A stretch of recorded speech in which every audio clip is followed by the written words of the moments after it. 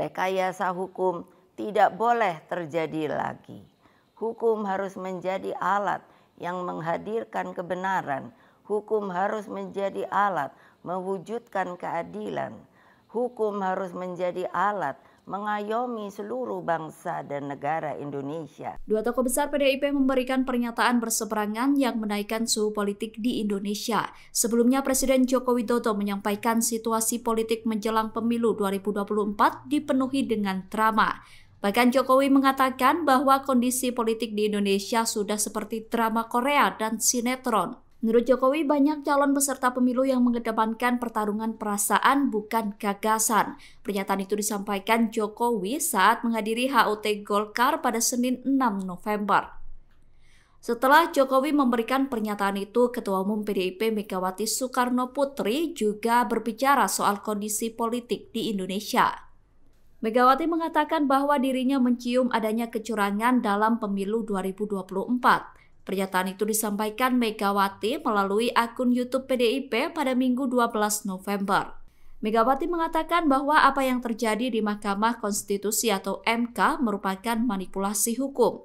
Pernyataan itu menanggapi putusan MK soal batas usia Capres-Cawapres. Menurut Megawati, manipulasi itu terjadi akibat praktik kekuasaan yang mengabaikan kebenaran. Megawati pun meminta kepada semua pihak untuk tidak takut bersuara. Secara umum, Megawati menegaskan bahwa rekayasa hukum tidak boleh terjadi lagi di kemudian hari. Dia mengungkapkan hukum harus menjadi alat mewujudkan keadilan, kebenaran, dan mengayomi rakyat Indonesia. Karena itulah, dalam situasi seperti ini, mari kita kawal pemilu 2024 dengan nurani dan sepenuh hati.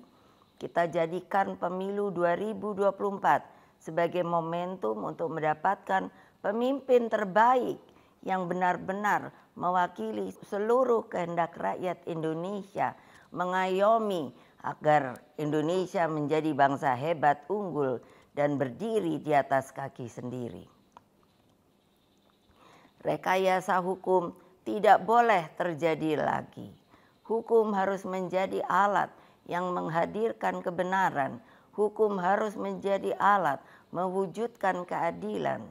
Hukum harus menjadi alat mengayomi seluruh bangsa dan negara Indonesia. Dengan keadilan inilah kemakmuran pasti akan bisa diwujudkan. Karena itulah terus genggam erat semangat reformasi itu. Jangan lupa terus kawal demokrasi berdasarkan nurani. Jangan takut untuk bersuara, jangan takut untuk berpendapat selama segala sesuatunya tetap berakar pada kehendak hati rakyat. Terus kawal dan tegakkan demokrasi.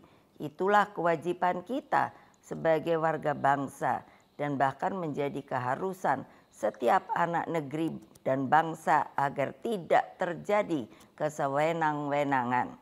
Download Tribun X sekarang, menghadirkan lokal menjadi Indonesia.